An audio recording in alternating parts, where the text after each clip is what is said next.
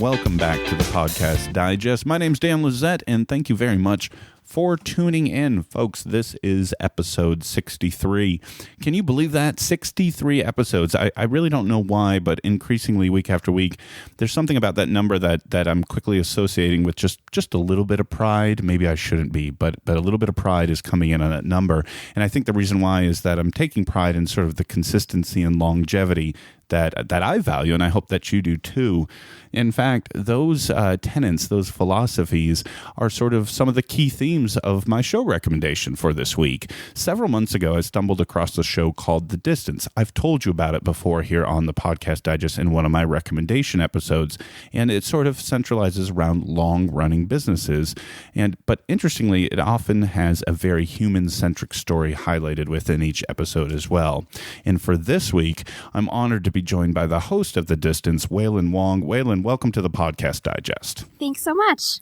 Thank you very much for joining me, and I'm very happy. I know we've had a few weeks in planning to set this up, and I was happy that I had the opportunity to talk to you because as you guys continue to put out new episodes, I am becoming a bigger and bigger fan of the show.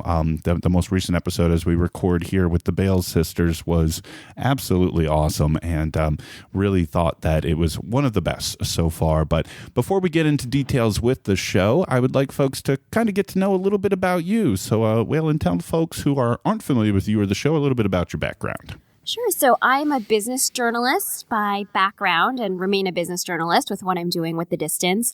I went to Northwestern University, graduated from the journalism school there, and took a fairly traditional route. I've always been on the print side, so The Distance podcast is really my first foray into any other medium besides the written word.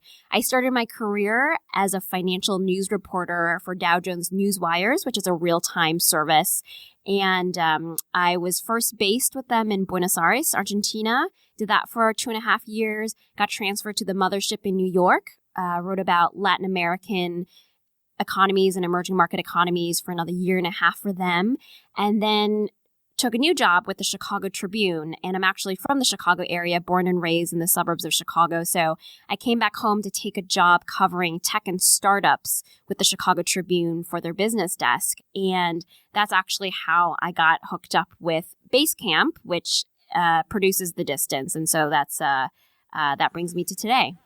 And folks will know or realize quickly as they subscribe to The Distance, which, as I mentioned, folks, in the previous episode, I recommended the show. If you hadn't done, I hope that throughout this conversation, you will take the opportunity to hop over to that subscribe page and do so. That The Distance is... And I'm really curious. I was thinking about this beforehand, Wailin. What is the appropriate connotation? Backed by Basecamp, produced by Basecamp, sponsored by Basecamp? How would you categorize it? It's kind of all of the above, and we've been through a few iterations of that wording as well. And I think the current one we're using is The Distance is a production of Basecamp, or it's produced by Basecamp. But you know, it's sponsored by Basecamp, it's underwritten by Basecamp, it's done by Basecamp people. So however you want to describe it, I think all those terms apply. I am employed full-time by Basecamp, as is my co-producer, Sean Hildner. And, Basecamp brings all its resources to bear on the podcast. And so we don't take any outside advertising. Everything we do is fully supported by Basecamp. So let's fill in the gaps for people. Mm-hmm. For people who are not familiar with Basecamp or their relationship with this show that I'm recommending, because it is somewhat unique, as we were discussing before we hopped on the line. Tell people a little bit about the organization and how it works with the podcast.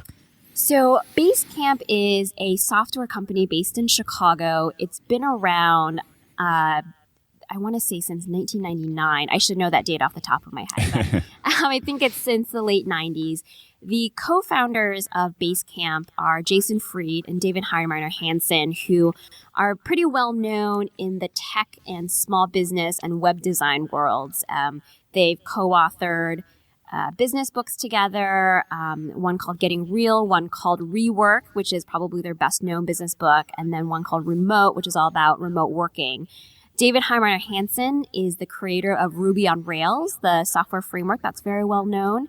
And Basecamp makes, we call it project management software, which sounds pretty dry, but it's basically online tools that groups can use to collaborate with one another. And it works really well for distributed teams, for remote teams.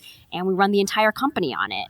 And so they employ me, and I do this podcast for them. It actually started out as an online magazine. Magazine is kind of a highfalutin word. We were doing one long feature a month, written stories, and then we transitioned it into a podcast over the summer. So when you say online magazine, is it inaccurate to categorize it as a blog early on? I didn't really like calling it a blog, but I realized that blog is one of these words that has really taken on different meanings for different people, because plenty of people describe The Distance when we were still written as a blog, and I would see that and get angsty, and then eventually I just got over it because, it's not very productive to quibble with people about semantics when it comes to things like what's a blog. To me, as like a consumer of online content, a blog is something that comes out very frequently, and it tends to be shorter in length, and written in perhaps a more conversational way. What we were doing with The Distance when it was still an online kind of written publication was I was doing fairly traditional long-form features, what you might find in a business magazine or in the Sunday section of a newspaper. These were 2,000 to 2,500 word features on businesses that are privately held and at least 25 years old. And so they took quite a bit of time to report and write and put together. I would argue longer than what you might think of a typical blog requiring. Yeah, it sounds completely different with your description. Absolutely. So, no, I'm with you on the difference. And I was sort of asking in terms of sort of relating for folks what they may be familiar with. So with the amended definition, so basically The Distance started out as sort of a long-form journalistic enterprise that was a monthly entry of, your authorship or your group's authorship that Basecamp released. Exactly. That's exactly right. Gotcha. So that ultimately evolved into a podcast. Tell me a little bit about that evolution. What was the thought process? Why did you guys want to do it that way? How did that work? Well, we launched the Distance originally as a written publication, and that was because that was the format I think everyone was most familiar with in terms of creating some kind of online content, and it's where I come from. My background is in the written word and prose, and so that's how we started. And then around May or so, maybe even a little bit before that, we sat down and took a look at our audience numbers, and we looked at the traffic that was coming into thedistance.com, and it just wasn't doing very much. It wasn't going down, but it wasn't going up. It seemed to have really stagnated. And Jason Fried and I sat down and had a conversation about this, and we, I should actually back this up a little bit if you don't mind. Sorry to be garbled about this, but I should back it up a little bit and say that, we had been looking at the traffic numbers and brainstorming, how can we grow this audience, and are there other things we can try? And there's quite a few podcast enthusiasts here at Basecamp, and so the idea had come up time and time again, these stories might work really well as a podcast. And eventually when we decided to try it, we had a period of a couple of months where I would go out and report the story, and I did a written feature and essentially a companion audio piece. So we were just testing the podcast waters. And so if you go to some of our stories from the springtime, I would say, kind of like late winter to early spring, we have, this nice written feature that we always had with the photos and everything. And then we had the SoundCloud embed, and you could listen to essentially an audio story. At that time, there wasn't any music, and I was still figuring out how to write an audio script. So I think the quality is different. But we did that. And then when we looked at the numbers again and we looked at the design of the page, Jason said, well, it just seems like we're not directing readers toward one format or the other. We're hedging too much. And as a result, the traffic still isn't growing, even though we added the podcast. And so we decided, what would be the best use of our resources to grow the audience. I really felt like in this kind of age of digital content, or content in general, volume is kind of important, volume and consistency. And it was going to be very difficult to grow an audience with just one story a month, even though it was, richly reported and on the longer side of things. And it was also going to be very difficult to, let's say, double that output, to double to 2 written stories a month or more, because I'm full-time on the distance. But for example, the photographer for those written stories was someone who works on quality assurance for the software. He tests software bugs. And so that's his primary responsibility. And the designer who is laying out these beautiful pages for the distance, his primary responsibility is to be working on marketing projects and to be designing things for Basecamp. And it's the same thing with Sean, the video producer, who's now my audio co-producer on the podcast, but he's Basecamp's full-time in-house video producer, and he's working on a lot of projects too. And so, we were looking at this and saying, well, my time is kind of infinitely divisible because I'm full-time. This is the only thing I'm doing at Basecamp. But everyone else, it's very difficult to ask them to devote even more hours in their month to the distance doing these same kinds of written stories. But a podcast, that seemed to be a much more efficient use of resources because I can easily go to 2 stories a month or, a story every 2 weeks. And, Sean said he would be able to make his schedule work as well on the editing side to help me. And so we decided to just double down on the podcast. And so we just ditched the written stories and just started doing the podcast every 2 weeks. So back when it was a written feature of the full Basecamp portfolio, if you will, and as it evolved to the podcast, was the topic matter similar? These long-running sort of family-oriented businesses, was it the same similar topic matter? Yes, absolutely. The idea from the get-go and the idea that Jason pitched me back when he hired me for The Distance to launch it was that we would do features on companies that typically get left out of the business news cycle. And it's because they're smaller, they're mom and pop operations, they're family businesses, and they might not be doing a lot of stuff that makes headlines. They're just heads down working, but they have really, really interesting stories to share that maybe have not been told yet. And so we decided early on from the get-go that the criteria was that they would be privately held, that they would be at least 25 years old, and that they would not have taken any kind of outside investment. We would really focus on companies that have bootstrapped it, as they say in the tech world, and have survived for, 25 years is kind of an arbitrary milestone, right? But you have to kind of just set a number. So we set it at 25 years. And the idea was always to go out and get their stories, find out how these business owners got their start, what they've learned about building something sustainable, and just figure out how these industries work and how these companies work. And so we absolutely took that idea and just applied it to the podcast as well. There was never any change in the reporting focus. I've got to ask, Wailin, and this approach and this topic, this subject matter has, in my opinion, created some excellent stories, some excellent podcasts and narratives, and or else, we wouldn't be talking. I wouldn't be, again, recommending the show. But I want to rewind even further than that. You described Basecamp at the beginning, and you described sort of the journalistic aspect of you joining the company for The Distance Mag, if you will. And we'll talk about that's the Twitter handle, and that obviously explains it. But I think there's a missing component to the story. Why does Basecamp want to highlight these stories, these companies?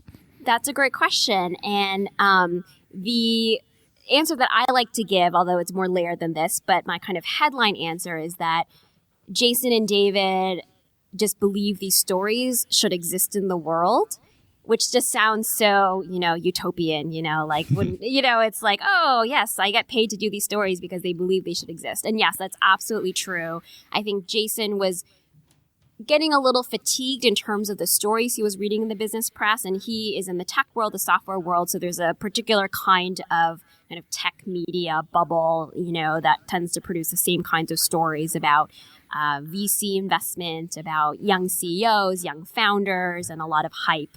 And I think he wanted to present a counter narrative to those kinds of stories and present the kinds of stories that he's personally interested in reading, which is stories of businesses that have survived and have wisdom to share about what they've learned. And Jason just has a fascination with old stuff. He likes vintage watches, and he likes trees. He likes really old trees, and he also likes old businesses. And I think this has always been an interest of his. And the interesting thing about Basecamp as a company, and the interesting thing about Jason and David as co-founders and, as people who run this company, is that they are absolutely playing the long game all the time, which is quite contrarian to the way that a lot of other tech companies are run. And part of their long game is I think they really want to be out there shaping the narrative and creating a legacy that is about their broader business philosophy. So it's not just about them putting the software out and selling it and making a good living, but they really want to be out there as shaping the conversation about what is a really good way to run a business and, what do we stand for as a company. And so the distance relates back to those values, and it relates back not in a direct marketing oriented way. Like the distance has never been about selling more subscriptions to project management software, but it absolutely is in line with the values that Jason and David have built the company around. I don't know if it's something that you mentioned in one of the early episodes, or if this is just a ideology that I sort of self-adopted through listening to the full catalog at this point. But I sort of have this idea, and I want to know your opinion on this or take on this, if you endorse this sort of mentality or if I'm off base, where it's almost like Basecamp wants to have the Distance podcast version and these stories out there, because it's almost as if them as a company and organization want to try to pull from these long-running, successful family enterprises any tips or clues or best practices or wisdom that could ultimately help them be successful in the future. Oh, that's absolutely true. I think Jason, who writes a monthly column for Inc. magazine, he wrote the column when we launched the written publication, and I think he did use a lot of the same language that you just used about kind of mining these stories for wisdom. And at that time, I think we only had one story out, or maybe two, and so I remember he kind of like drew some points from the very first story that we put out. So so the Distance absolutely serves that function for him, where he reads these stories, or not, he listens to them, and he's able to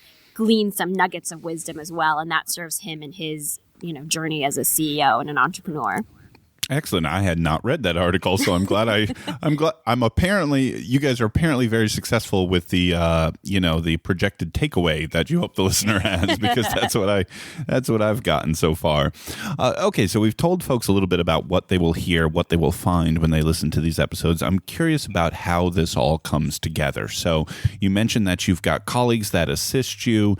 Tell us about sort of from the original idea of a particular episode, how do you guys sort of find these companies to spotlight, and then from there, take us through sort of what the assembly of an episode process looks like. Sure.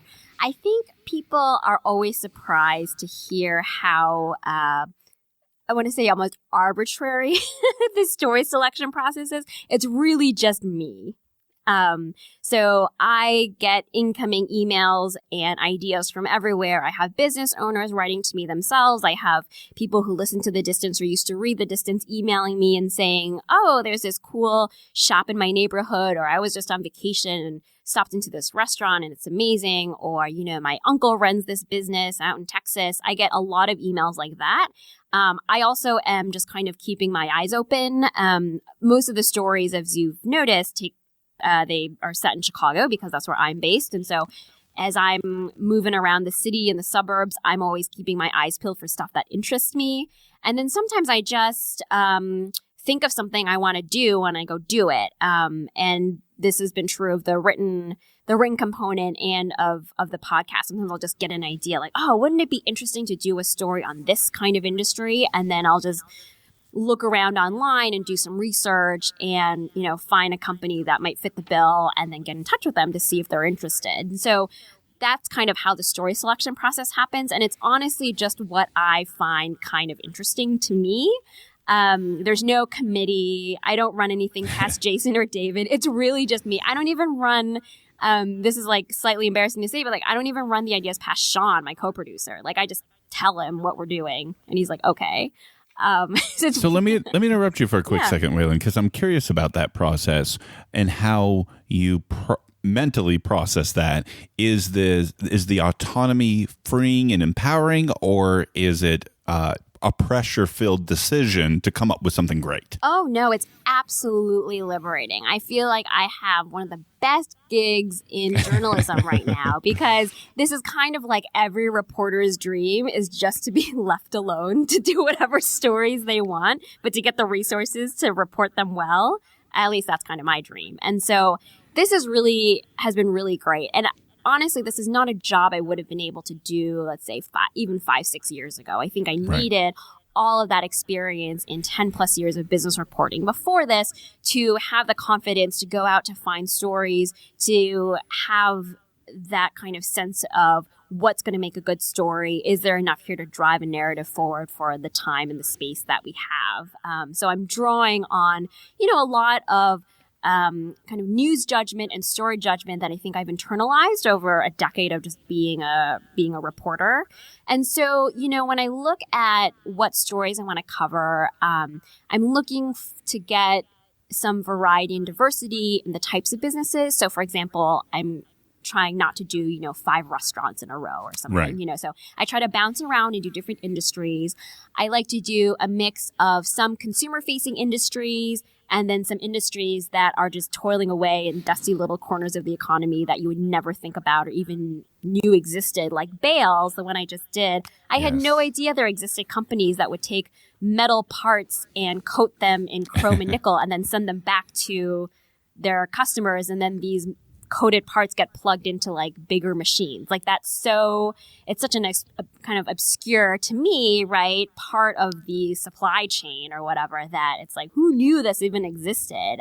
Well, I have to extend my compliments on your narrative portion of that story as you broke down what the company did. You sounded well researched and very knowledgeable about what they were doing. Thank you. Sometimes those are the hardest parts to write, because especially in audio, you're like, you just gotta keep them interested and make sure you're not boring someone to tears describing some technical process. And so, I look for variety in industries. I look for business owners who have, interesting personalities that will come through well in those kinds of stories, especially in audio. It generally works better if I can capture some sounds of the business, although I'm not doing like really complex soundscapes necessarily. I would argue that like a manufacturing company where I can get some noise of the machines and stuff is going to be a little bit better for my purposes than, let's say, like an accounting firm. Right. If I were going to do an accounting firm, then the story of the business owner would need to be like the most compelling statement on the universality of the human condition or something, right? To really make it sing, because then I have to make up for the fact that there's not a lot of like interesting wild noise there to set the scene. And, I am always looking for who has like an interesting lesson. But that lesson can take a number of forms, right? It can be something as simple as how has this business survived? It's like the last one of its kind. Sometimes it's a story like that. But sometimes it's just, let's take listeners into a corner of the economy that they didn't know existed. And to me, that's a really interesting lesson too, right? Like how does a business build a specialty in something where there's no glamour in it, right? But it's absolutely essential, and how do they do it? And sometimes I'm kind of like Jason, where sometimes it's like the more boring something seems on its face, the more I want to do a story on it. And so that story I did on the corrugated box manufacturer, I was like obsessed with that story. And that one had a written component too. So that was an early one for us in terms of the podcast. But I was so excited to go to the corrugated box factory because I'm like, this has to be interesting because it seems so boring. And that's an interesting thing about the distance. And though from our conversation already, I understand that this is probably not technically a core goal of the show. There are many others. But whether it is on purpose or by happenstance, you have chosen companies and industries that are not always so widely known or so widely familiar. And there are any number of occasions. And folks, at the time of this recording, Wailin is 14 episodes in to the distance. But I'm scrolling through the website and scrolling through some of the back episodes to remind myself. But way back on episode 2, Hollymatic Corp, you guys talked about some of the early patty molding machines that used by McDonald's and Burger King on how those were assembled. Something I didn't know. And one of the going a little more recent, the High Fidelity episode, which was episode 8, about the headphones and about sort of this old school method about the way headphones were assembled was wildly interesting to me as an audio person. And then the Carmex stuff, I remember seeing all the different versions that the lip balm was sold in, which I found super interesting. That was a 2-part episode, right? 10 and 11. Mm-hmm. And then you highlighted already, you mentioned the Bales Girls, which I feel to me so far has been my favorite. And I wanted to talk about that one specifically because, and I do not want to discredit any of the prior episodes, because as I just ran through several, so many good things. I came out with all those ones that I highlighted, either learning something I didn't know, shining a light on an industry I wasn't fully familiar with, or actively telling, somebody like my wife, hey, did you know this has been around since this time and this is how this is done? And hey, these burgers, et cetera, et cetera, et cetera.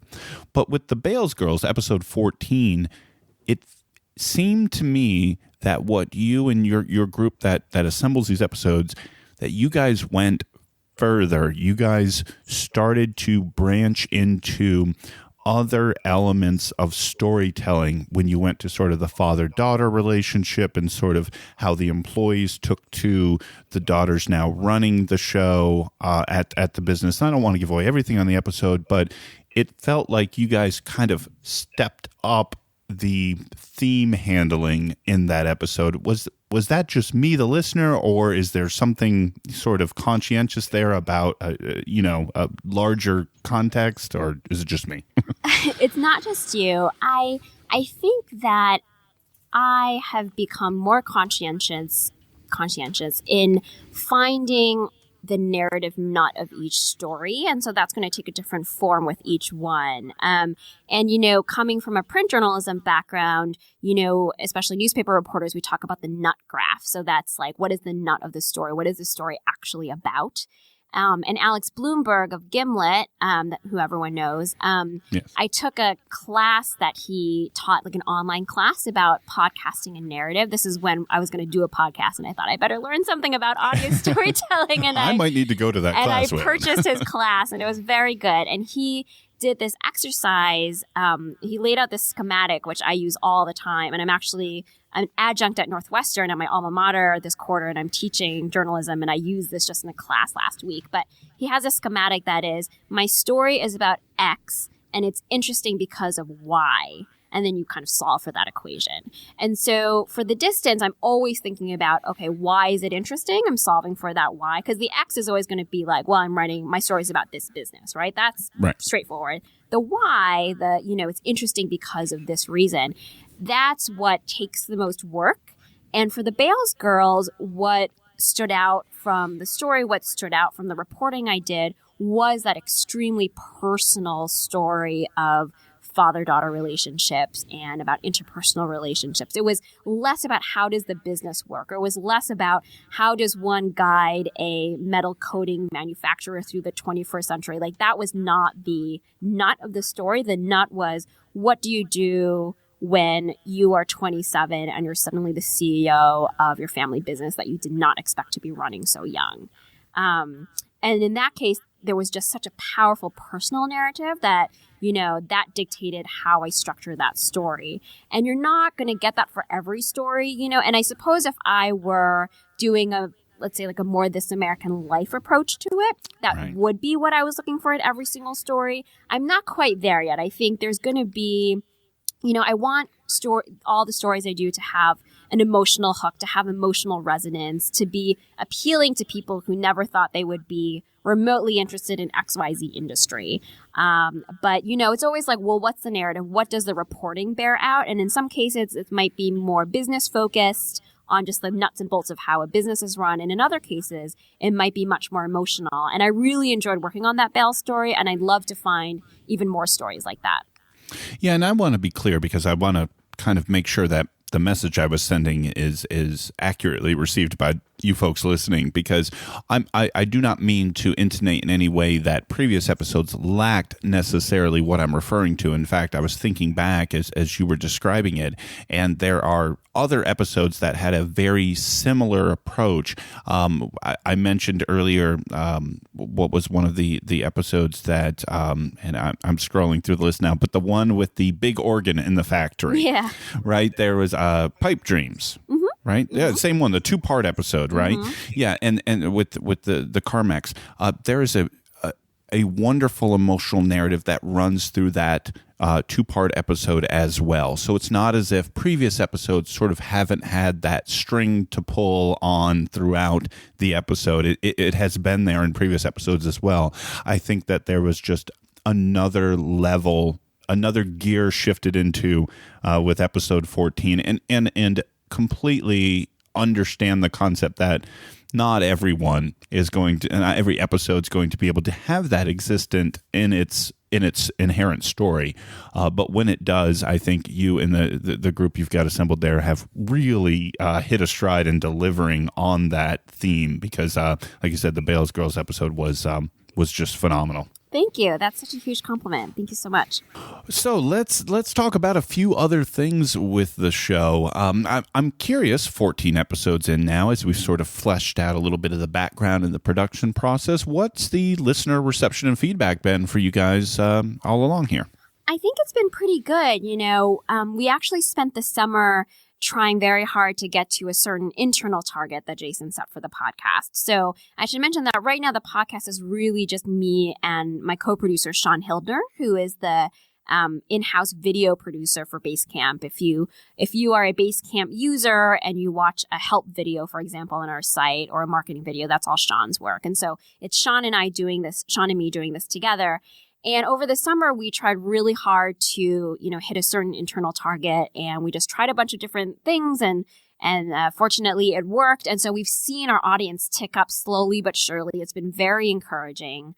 We don't have necessarily a lot of context for, how well we're doing vis-a-vis other podcasts. And I don't know if this is something you hear from other podcast hosts that you interview, where it's hard to tell, is like this number that we're getting, is that a lot? I don't know. Yeah. And so at Basecamp, there's kind of a general sense I think Jason has of what he believes to be a number of listeners that makes it worthwhile for Basecamp to continue supporting this project. He believes these stories are important. They should be told. But, he's also a businessman, and, he doesn't want these stories to exist in a vacuum, right? And that was part of the reason we transitioned it in the first place, is there was a concern that no one was reading the stories. And so how do we make this a sustainable, kind of meaningful project? So we've definitely been encouraged by the feedback. I still get a lot of emails from people who want to suggest businesses, which I love. And, I keep an eye on the Twitter. And so I think it fills an interesting niche for people. I think that we started the podcast by getting the word out through the Basecamp fan base. So that's not just necessarily Basecamp users of the software, but people who have been paying attention to what Jason and David have been saying for years and years, people who have read their books, people who have watched them speak at tech and business conferences, people who have been reading Basecamp's company blog for a really long time. There's actually like a pretty big built-in audience there, and they're going to be mostly, I would say, tech, web design, web development, small business, entrepreneur types. And we started with that crowd, but I get the feeling that we're hopefully branching out to a larger crowd that, again, might not describe themselves as being interested in a business podcast, but will find something that hooks them in some of our stories.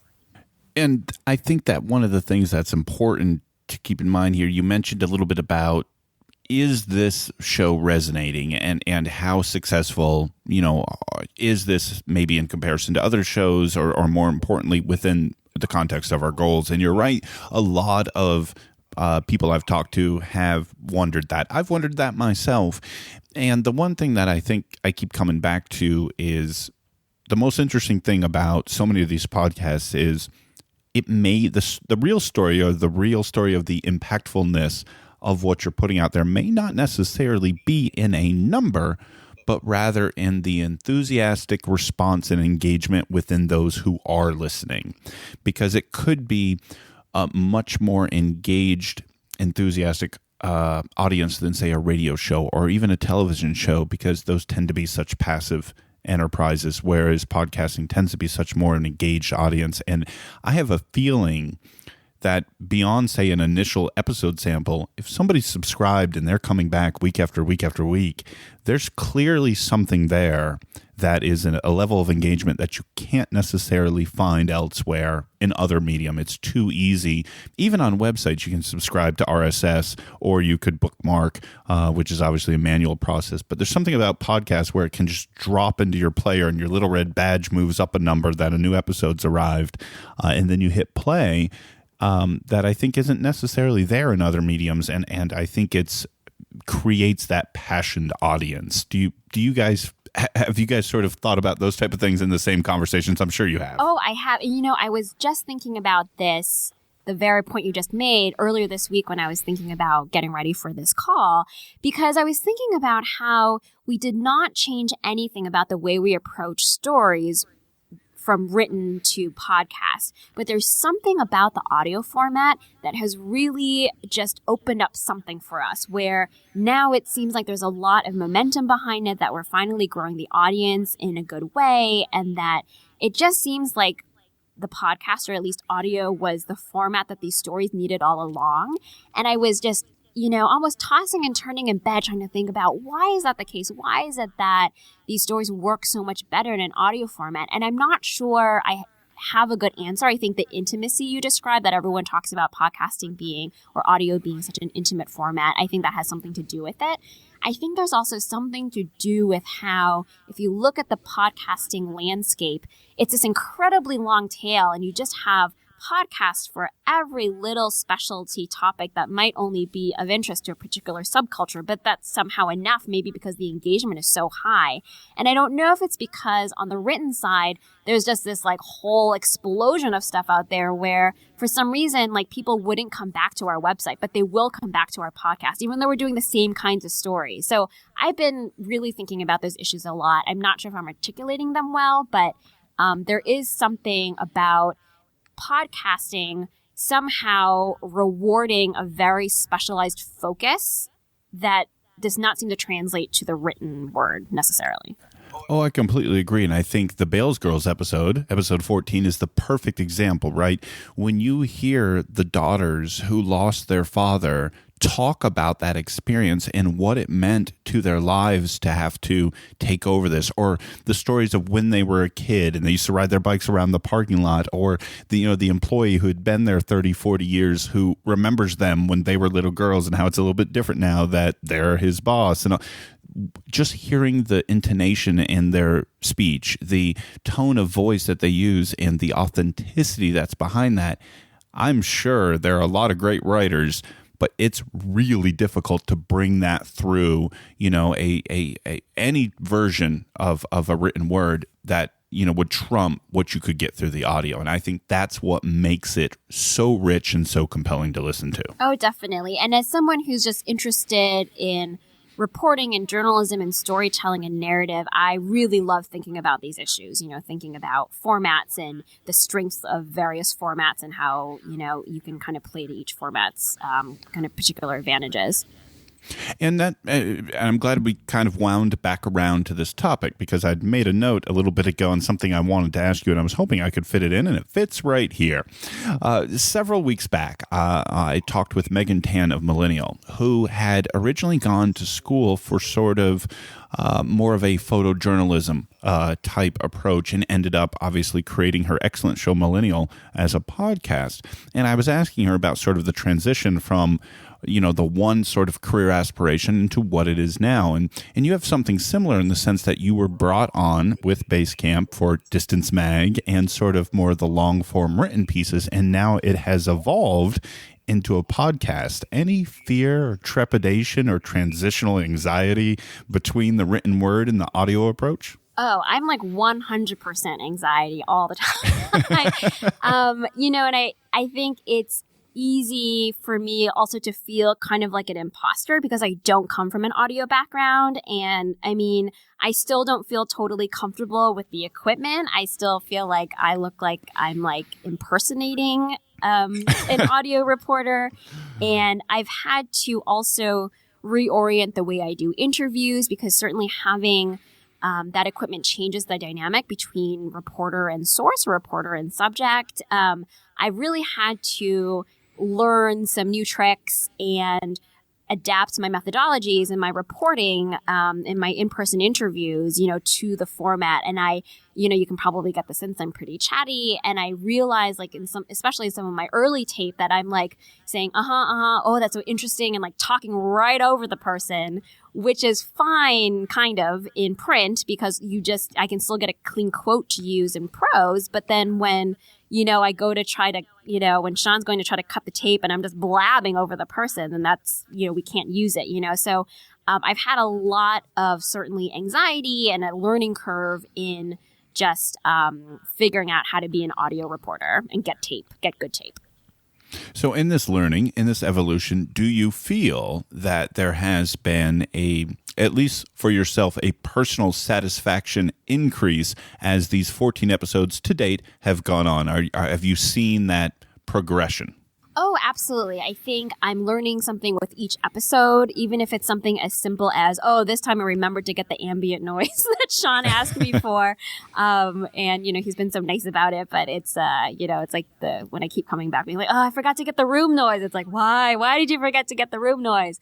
And so it's like little learnings like that, all the way up to just figuring out how to build a script. And, again, I referenced that Alex Bloomberg class. He was saying that, in audio, you need to have something like every 20, 30, 40 seconds, right? That it's just so relentless in its kind of linearity when you're dealing with audio. And so I'm learning a lot about that. And I'm really, really enjoying the process. I think that especially as a journalist in this day and age, it's a fairly scary time to be a journalist. Maybe it has been for a long time, but certainly at the Tribune, I survived probably 4 or 5 rounds of layoffs, and there's always this fear of, am I learning new skills? Am I keeping myself fresh? Am I keeping myself, viable in a kind of a content age that's changing a lot, where the skill that I was taught, just kind of like how to report and write a story in the most traditional of ways, like it's not going away, but it's a lot harder to make a good living like that. And so I have really, really enjoyed learning a new format and kind of figuring it all out. Well, for one, I don't know that any of that comes through from the earbud end of the distance. I have found it of, that upper ilk of quality from Jump Street. I've been thoroughly happy and pleased to keep it in my subscription list, and it is one of those must listens as soon as it appears. And I think you guys are doing phenomenal work in terms of what one may gauge it against some of the other, wonderfully produced professional podcasts. I think that for somebody who is making that transition you just described, you've got a heck of a start to continue to improve upon. Oh, thank you. And I just have to give so much credit to Sean because he comes in with this impeccable sense of editing and mixing and just knowing how the thing should sound. And he's also kind of able to fix a lot of my any of my tape gathering errors in post a lot of times, it seems. So I give him a lot of credit for just the way the distance sounds. Yeah, excellent editing can make any shortcomings be non-issues, that's for sure. I want to talk about, before we wrap up, there's a kind of a little lighter subject that doesn't really fit in the narrative of what we've been talking about so far, but I wanted to bring up because I want folks to notice this as they subscribe, as they go to the website, because all those links are in the show notes, as always, folks, and that is the amazing artwork that's a part of the distance, be it the episode art or on the website itself. Can you tell folks a little bit about that artwork? Who does it? How does it become a thing? And just talk about it a little bit. Oh, I'm happy to. The illustrator, his name is Nate Otto, and he is a Chicago-based artist. And so his main thing is paintings. He does really interesting kind of cityscapes and big murals and stuff like that.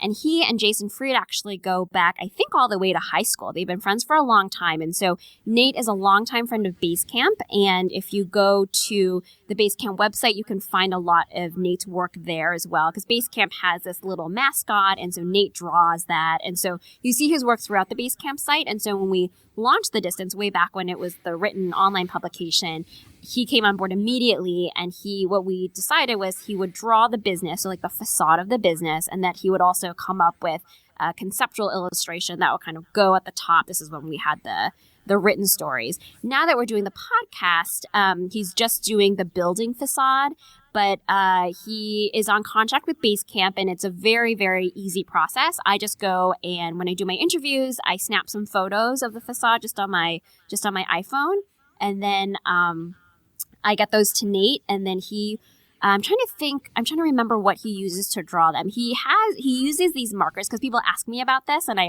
actually only recently found out. He uses these markers that have a brush tip.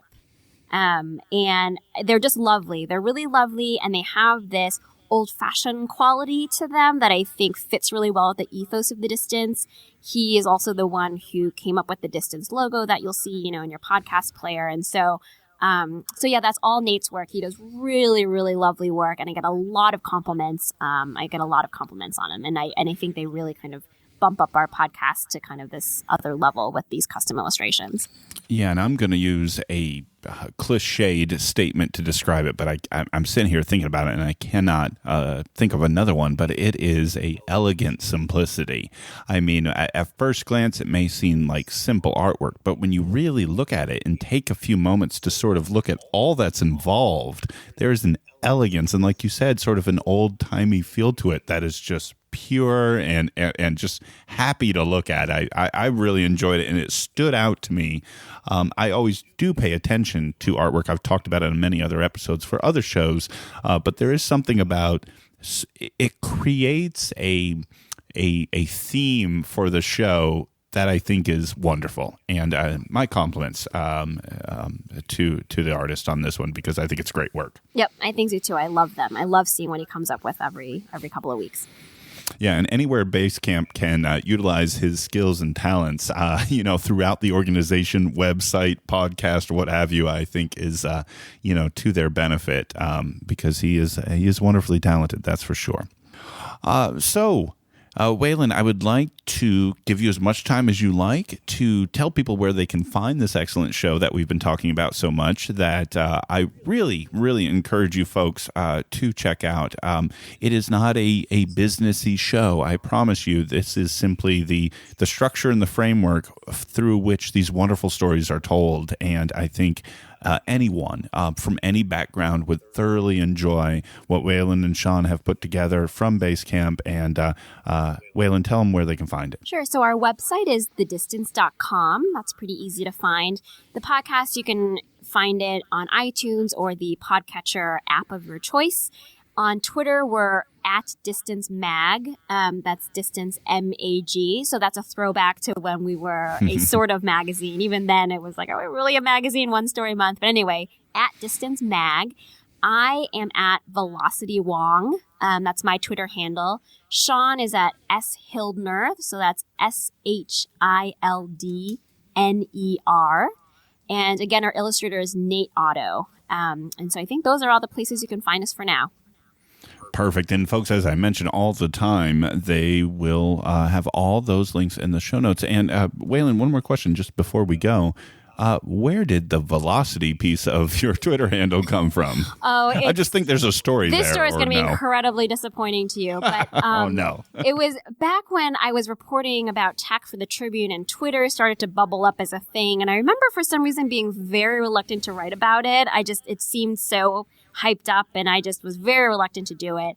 And finally, my editor said, you have to do a story on it. It's really blowing up. And I said, fine. And so I created just this handle on the fly, never thinking I would be using it and loving it as extensively as I do now.